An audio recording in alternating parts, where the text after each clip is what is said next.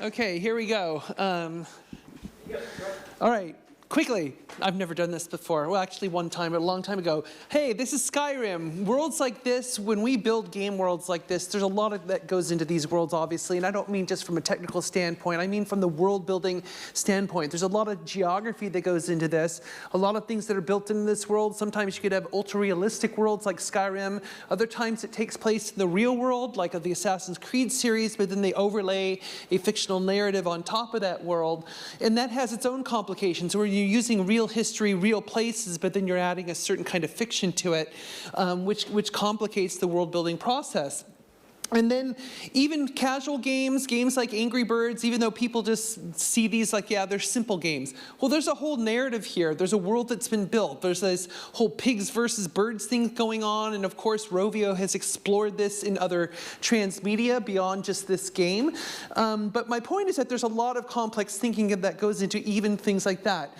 Now, the world is, as we know, the game industry is booming across the world, and that's part of the thing we have to keep in mind, that, you know, last year China surpassed the United States as the largest gaming market in the world, and a lot of the biggest growth that is happening across the gaming industry is not happening in traditional markets. It's happening in other places. So my job when I do culturalization is something like a gene splicing exercise, where I'm trying to take the game creator's vision and figure out how is it compatible with the different cultures into which the game is going to be sold. And it's not as easy as you may think, because there's elements within the game that may or may not be compatible, and it's sort of like a gene splicing exercise. For example, with like Wolfenstein 2, you had the fact that in Germany they could not use the swastika, and of course in other markets around the world where it's okay to show the swastika, they use the version on the left. But then of course the changing political cultural climate, the USK changed their rules just a couple years ago.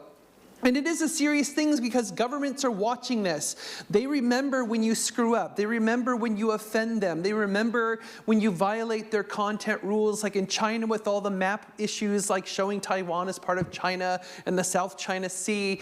And in India, they required that the state of Kashmir must be shown as Indian territory. Sometimes you could have things like this, where this is a logically inconsistent addition to the world of Cameo, where they actually took wooden crosses and threw them into the world, even though Christianity doesn't exist in this world at all. And when the artist said, well, I had to make a grave marker, and I said, well, why use a wooden cross? And they said, what else would I use? Another concept that often we use that comes from geography is this idea of topology. So which topology is the connectedness of things. It's not necessarily elevation and distance.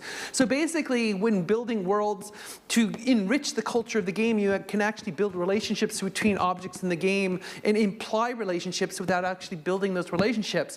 The other thing I often educate developers on is the fact that you can view your game in a series of layers, thematic layers, to help you decide how much of a world do we need to build in order to serve the narrative and experience goals of our game.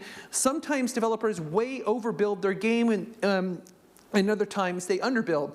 For example, historical layer. Here's an issue from Age of Empires where in the original scenario, this is from history, Japan invaded the Choson Empire and took it over, whereas the Korean government said that never happened, so we had to make a patch that shows Korea invading Japan instead.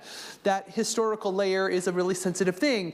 Or religious artifacts like this in Resistance Fall of Man, when they recreated the Manchester Cathedral here, and the Church of England was not amused because you actually destroy part of the church. So now there is a special sacred digital guidelines that the church has implemented for any Church of England facility. You have to get approval.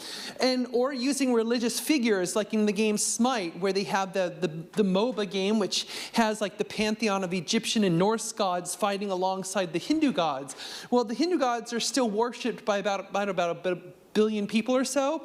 And so a lot of people from the Hindu faith were really offended by the fact that they would equate those with these other gods. Or representation as well, where a game like Resident Evil 5, where you had this nice Caucasian white guy shooting sub-Saharan African villagers. This imagery was really stark and considered very offensive, but we have to remember the people who developed this live in Japan, where it's 98% ethnic Japanese, so they don't really know that concept of diversity. Or games like Pocket God, where they have this representation of indigenous people where you can torture them and do all kinds of horrible things to them. And they said it's not supposed to be any specific culture, but because they used the moai on the island, which only exists in Easter Island, they instantly made their game a specific culture.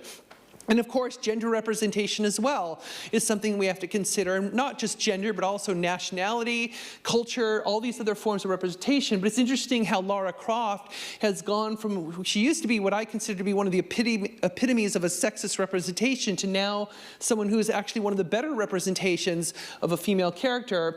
And of course, map issues too get really complicated. It's like these games, Hearts of Iron, were banned in China because Taiwan and Tibet were not being shown as Chinese territory, and the government does not like that. The interesting thing is that these games take place in World War II, which is 4 years before the People's Republic of China even existed.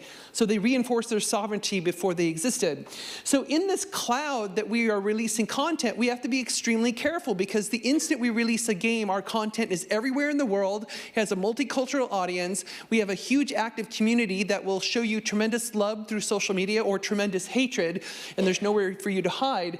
And so we also have to be mindful when we're creating our games that not everyone shares the same idea of freedom of speech and freedom of creativity. And so when we're making our games, I'm not saying we have to automatically change our creative vision and alter it, but we do have to be mindful of the fact that if we want our creative vision to be shared across the entire world, we have to think about the content elements we're adding into the game, because they will not be compatible with everywhere. So oftentimes we find ourselves on this fulcrum of compromise to decide, am I trying to strive for artistic creative freedom, or do I want to actually maximize my revenue? And for most of us, we're like the goat, we're like right in the middle, because you want to do both. You want to be free, have creative freedom, and yet you want to make money.